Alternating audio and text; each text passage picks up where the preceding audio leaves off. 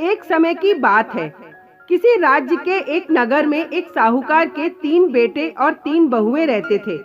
साहूकार की सबसे छोटी बहू बहुत ही सुशील एवं संस्कारी थी।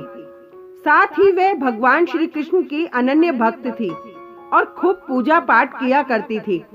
सावन के महीने में साहूकार की दोनों बहुएं रक्षाबंधन के त्योहार पर अपने अपने मायके जाने की तैयारी करने लगीं और रात में जल्दी सो गईं और सुबह जल्दी उठकर घर का सारा काम करने के बाद सबसे छोटी बहू ने पूछा, क्या बात है दीदी, आज इतनी जल्दी जल्दी काम क्यों कर रही हो?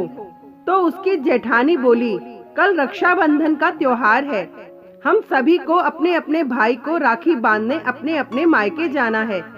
तुम्हारा तो कोई भाई नहीं है, तुम क्या जानो रक्षाबंधन के त्योहार का महत्व, भाई बहन के रिश्ते का महत्व। छोटी बहू को यह बात बहुत बुरी लगी और वह भगवान श्री कृष्ण की मूर्ति के समक्ष खड़ी होकर खूब रोने लगी और बोली, यदि मेरा कोई भाई होता तो आज मैं भी अपने मायके जाती। अगले दिन रक्षाबंधन का त्योहार था। सुबह सुबह उसके घर उसके दूर के रिश्ते का एक भाई आया और आकर साहूकार से कहने लगा, यह मेरी बहन है, मैं इसके दूर के रिश्ते का भाई हूँ और इसे रक्षाबंधन के त्योहार पर अपने साथ अपने घर ले जाने आया हूँ।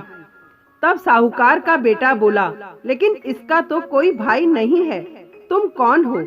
उसके समझाने पर साहूकार और उसका बेटा मान गए और छोटी बहू को उसके साथ भेजने को तैयार हो गए।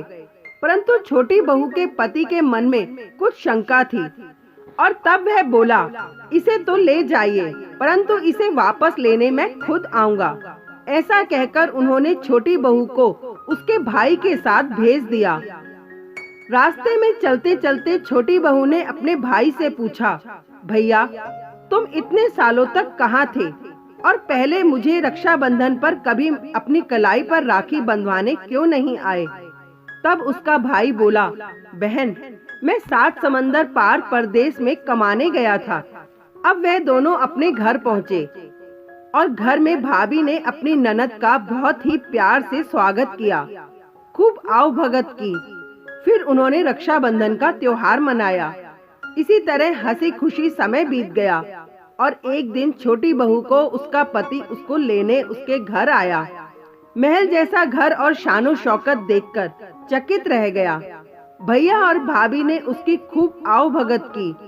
अगले दिन सुबह सुबह भैया और भाभी ने उसे उसके घर के लिए विदा कर दिया और विदा करते समय उसको खूब सोना चांदी हीरे जवाहरात आदि उपहार दिए। और थोड़ी दूर जाने पर छोटी बहू का पति बोला, अरे मैं गलती से अपना कुर्ता वहीं भूल आया। तब वह बोली, कोई बात नहीं, आपका कुर्ता बहुत पुराना था, इतनी दूर वापस जाएंगे तो घर पहुँचते पहुँचते अंधेरा हो जाएगा। लेकिन उसका पति बोला, नहीं, मैं वापस जाकर अपना कुर्ता लेकर आता हूँ। ऐसा कहकर वे दोनों उसके भाई के घर वापस चल दिए। जैसे ही भाई के घर के पास पहुँचे तो वहाँ उन्होंने देखा कि भाई के महल के समान घर की जगह एक पीपल का बड़ा सा पेड़ है। उस पेड़ पर छोटी बहू के पति का कुर्ता टंगा हुआ है।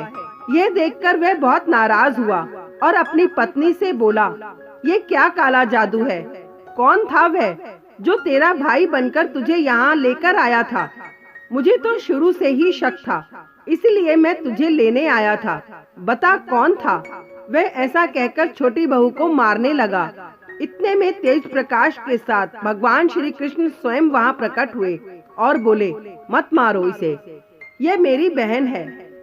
हर साल रक्षाबंधन के त्योहार पर यह मुझे राखी बांधती आई है और अब मैं इसके भाई होने का फर्ज निभा रहा हूँ। मैंने इसे अपनी बहन माना है। छोटी बहू और उसका पति हाथ जोड़कर श्री कृष्ण के चरणों में गिर गए। जय श्री कृष्णा। राधे राधे। Thank you.